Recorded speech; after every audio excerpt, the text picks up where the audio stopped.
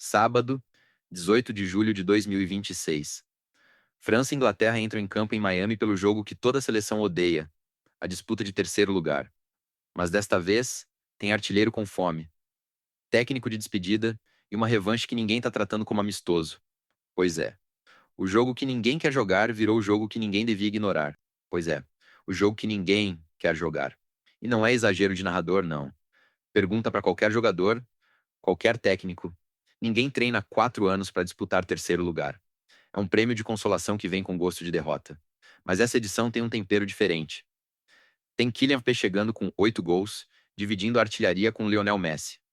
Tem Didier Deschamps fazendo o último jogo dele como técnico da França depois de 14 anos, 2 finais e uma Copa. E tem Thomas Tuchel, do lado inglês, tentando salvar o emprego depois de uma eliminação que a imprensa britânica tratou como vexame. Ou melhor, o vexame foi entregar o jogo para a Argentina depois de estar vencendo por 1-0, com 40 minutos de segundo tempo pela frente. A Inglaterra tinha a vaga na final na mão, e deixou escapar com uma postura que, segundo a Folha, entrou para a história como um dos maiores recuos táticos da história das Copas. Vamos por partes. Primeiro, a França. Didier Deschamps comandou a seleção francesa por 14 anos. Foram 2 finais de Copa do Mundo.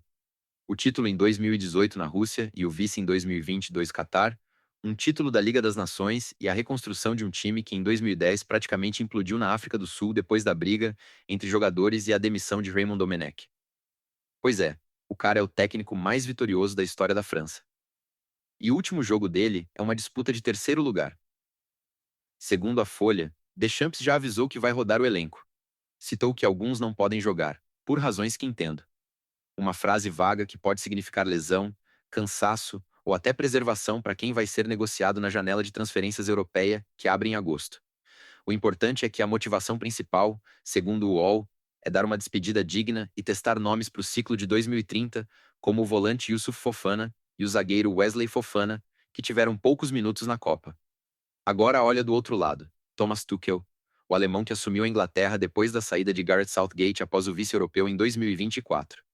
Ele chegou em janeiro de 2025 com fama de estrategista, vindo do Chelsea onde ganhou a Champions em 2021. Mas a campanha na Copa foi irregular. Vitórias mornas contra Irã e Canadá na fase de grupos, um empate sem gols contra Portugal que classificou a Inglaterra em segundo lugar do grupo, e aí veio a Argentina na semifinal. Tuchel fez o que todo técnico alemão faria. Montou um time pragmático para segurar o 1-0 depois que Anthony Gordon abriu o placar aos 10 minutos do segundo tempo. E pagou caro. O colapso inglês é um caso de estudo. Segundo dados da Opta, citados pela Folha do minuto seguinte ao gol de Gordon aos 65, quando a Argentina empatou. Até o apito final, a Inglaterra teve só 12% de posse de bola. 12%. Isso não é recuar. É entregar o jogo de bandeja. Lionel Messi, Julian Álvares e Enzo Fernandes. Com o talento que têm, não precisaram de muito. Viraram para 2-1 em 20 minutos e liquidaram a partida. A imprensa britânica não perdoou Tuchel. O jornal The Sun estampou manchetes dizendo que o técnico destruiu o sonho inglês, com sua covardia tática. O The Guardian classificou a postura como vergonhosa para um time que tem Bellingham, Foden e Kane. 3 jogadores que, combinados, valem mais de 400 milhões de euros no mercado. Pois é. O time que tem um dos elencos mais caros do mundo não conseguiu segurar uma bola por 40 minutos. E aí Tuchel disse na coletiva, segundo o UOL, fiz o que achei certo no momento. Não vou pedir desculpas por tentar proteger um resultado. Só que o resultado, justamente o que ele tentou proteger, escapou. Agora pelo lado francês, a eliminação foi contra a Espanha. Foi num jogo diferente, equilibrado que podia ter ido para os dois lados. Mbappé fez gol, claro. Um chute cruzado de canhota aos 38 do primeiro tempo. Mas Rodri e Yamal viraram para o lado espanhol na etapa final. A França caiu de pé.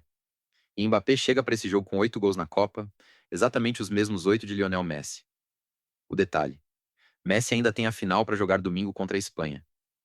E o critério de desempate da chuteira de ouro é assistências. Messi tem mais passes para gol, segundo dados da FIFA. 4 contra 2 de Mbappé. Então a lógica é cruel. Se Mbappé quiser levar a chuteira de ouro, precisa de uma atuação de gala hoje contra a Inglaterra. Um hat-trick. Quem sabe? E torcer para Messi não balançar a rede na final. É meio que torcer contra o próprio colega de profissão, mas na real futebol não é sala de estar. Mas aqui vai a leitura que ninguém tá fazendo. Não é Mbappé contra Messi. É IMP ou SS, velho eles duelarem hoje porque Messi não está em campo. O argentino tá descansando em Buenos Aires. Espera. Não, ele tá em Miami também, no hotel da seleção argentina, esperando domingo. A comparação ficou pra torcida e imprensa inflar. Mas o que realmente importa é outra coisa. O terceiro lugar é o termômetro do futuro. Para a França, o pós-Deschamps começa hoje. Quem assume? Zidane é o nome quente, mas nunca treinou seleção. A Federação Francesa, segundo a Folha, anda desconfiada de nomes estrangeiros depois da experiência de Domenech.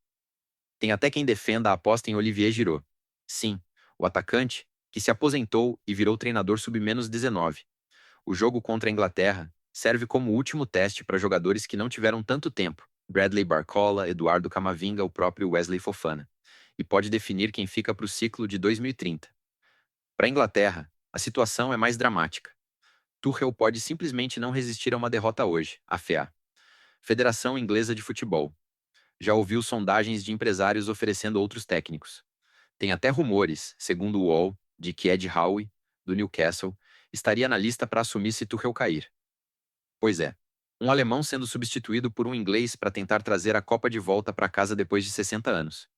E tem mais um ângulo que todo mundo ignora: o calendário. Mbappé joga hoje sábado, Messi joga domingo. A diferença de 24 horas de descanso pode definir quem tem mais gás na artilharia. Sem contar que a França vai ter que correr num calor de 30 graus em Miami enquanto a Argentina joga no MetLife Stadium, em Nova Jersey, às 20 horas.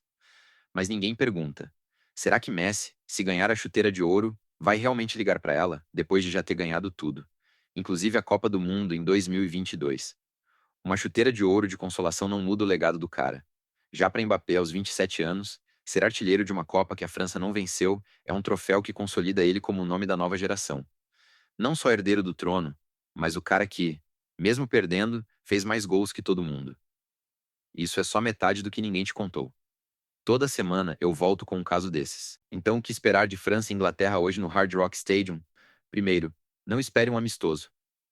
Esse discurso de que terceiro lugar é festa caiu por terra faz tempo. Em 2014, Holanda goleou o Brasil por 3-0. Sim, aquele 3-0 que doeu no Mineirão. E Luiz van Gaal tratou como missão honrada.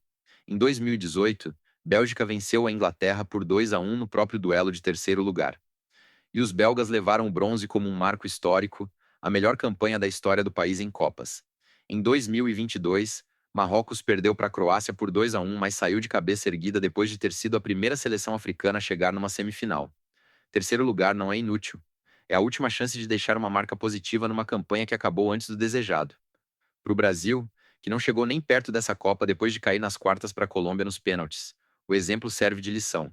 Para França e Inglaterra, o jogo de hoje define o tom da transição. A França nunca ganhou o bronze. Perdeu em 1958 para a Alemanha por 3-6. Um jogo histórico com 4 gols de Just Fontaine. E em 1986, de novo, perdendo para a Polônia por 3-2 depois de uma prorrogação. A Inglaterra disputou o terceiro lugar uma vez em 1990 na Itália. Também perdeu. 2-1 para a Itália, num jogo em que Gary Lineker ainda fez gol, mas não foi suficiente. Alguém vai quebrar o tabu hoje. E no meio disso tudo, tem um detalhe que reorganiza o entendimento. O jogo é em Miami. 40 mil torcedores, a maioria latino-americana, num estádio que respira a cultura do futebol americano. O calor, a umidade, o gramado sintético. Tudo isso favorece um time mais físico. A França tem isso com o Upamecano, Tchouaméni e a velocidade de Mbappé. A Inglaterra, nem tanto. O meio-campo de Bellingham e Rice prefere jogo de toque, e o gramado sintético do Hard Rock Stadium vai tornar a bola mais rápida e imprevisível. Isso muda como você vê o favoritismo. Resumindo, França e Inglaterra se enfrentam hoje em Miami com Deschamps de despedida. 14 anos de seleção encerrados com um bronze que ninguém esperava. Tuchel na corda bamba depois de uma semifinal que a Inglaterra inteira considera vexame. E Mbappé caçando a chuteira de ouro que pode escapar se Messi balançar a rede domingo. Manda nos comentários. Quem leva o bronze? E mais importante, Mbappé alcança Messi na artilharia, ou o argentino leva a chuteira de ouro mesmo sem jogar hoje. Se gostou, clique em inscrever. Toda semana tem um Express novo aqui no Recorte Vivo, sábado e quarta às 18 horas. E aí, será que a Inglaterra um dia volta a vencer uma Copa? Ou o fantasma de 66 vai assombrar para sempre o sonho inglês?